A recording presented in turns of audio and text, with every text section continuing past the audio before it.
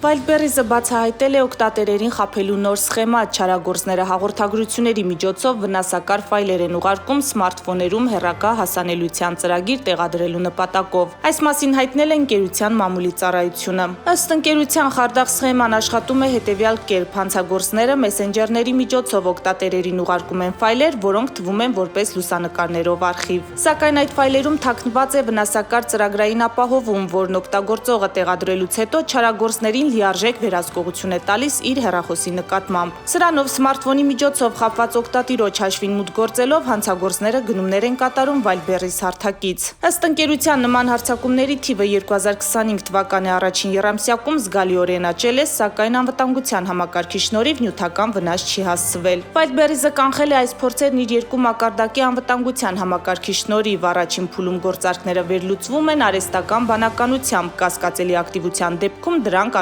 արգելափակելու համար։ Եթե գործարքը ավելի բարդ է, ապա գործին միանում են ընկերության անվտանգության մասնագետները։ Արդյունքում 99.9% խաբեությամբ կատարված գնումները չեղարկվել են, իսկ ավելի քան 15 միլիոն ռուբլու հափշտակման փորձը կանխվել։